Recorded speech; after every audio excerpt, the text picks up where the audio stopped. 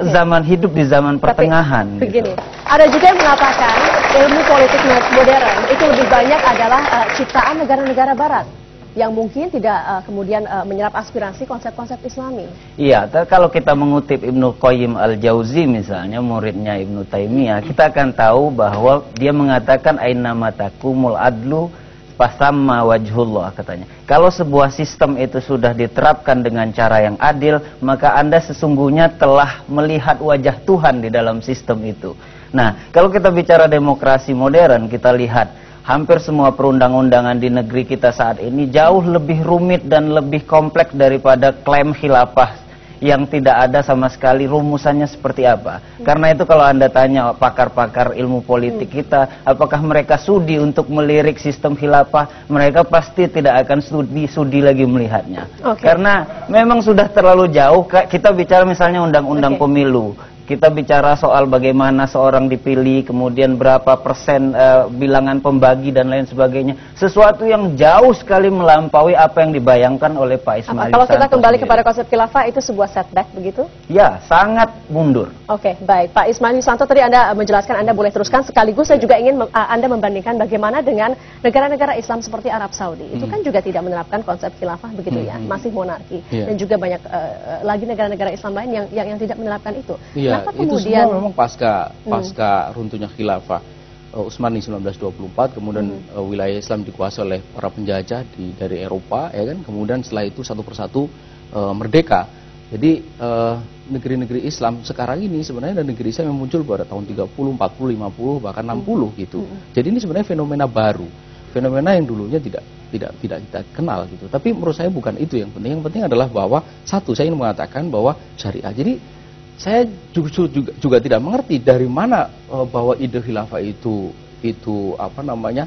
sesuatu yang tidak realis. Syariah itu sampai sekarang masih terus dipakai, ya kan?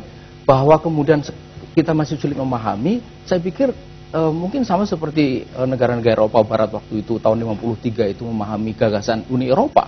Butuh waktu hampir 40 tahun untuk mereka bisa endorse, mengabsorb, kemudian mengimplementasikannya gitu. Jadi ini sudah berapa tahun nih perjuangannya? Tahun 53 kita memulai. Tahun 2007 ya kan? Ada konferensi besar begitu ya, sampai ratusan ribu orang. Tapi sebetulnya berapa kekuatan Hizbut Tahrir di Iya, kita merasa bahwa negara? Yang bukan itu yang penting bahwa gagasan khilafah itu semakin hari semakin dipahami gitu. Bahwa kemudian orang-orang juga melihat ada kesulitan. Iya, kita berapa juga negara waktu yang terlibat dalam konferensi itu?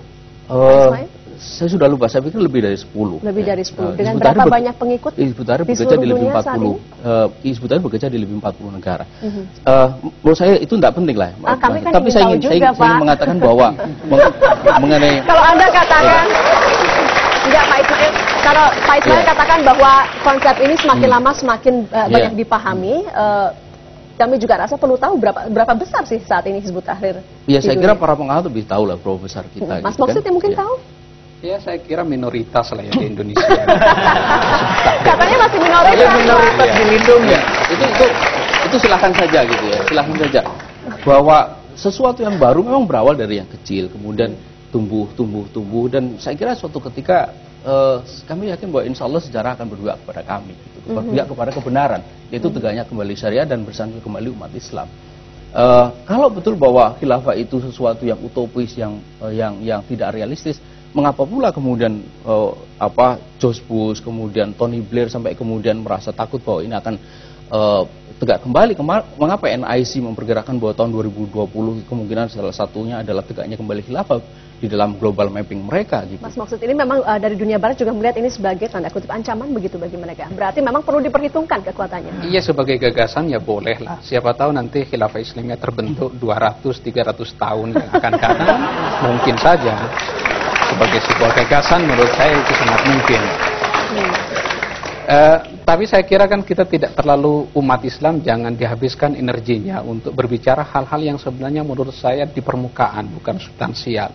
Karena kalau kita berbicara tentang syariat, jangan hanya berbicara permukaannya, jangan hanya berbicara kulit, tapi juga esensi dasarnya, yaitu penegakan keadilan dan lain-lain. Persoalan yang berbeda sebenarnya adalah bagaimana cara menegakkan keadilan, itu yang berbeda. Jadi syariat jangan dilepaskan dari intisarinya, dari esensinya. Syariat jangan hanya dilihat permukaannya. Karena kalau hanya melihat permukaan, saya kira umat Islam bisa terjebak. Jadi karena itu memang dibutuhkan sebuah perangkat yang cukup memadai untuk menjelaskan prinsip-prinsip dasar dari syariat Islam. Oke. Oleh karena itu, oke.